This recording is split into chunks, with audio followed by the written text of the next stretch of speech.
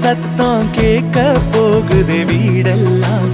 ஆத்திவோ மகனை பத்தி பேச போகுது ஊரெல்லாம், கேட்க போகுது உறவெல்லாம்.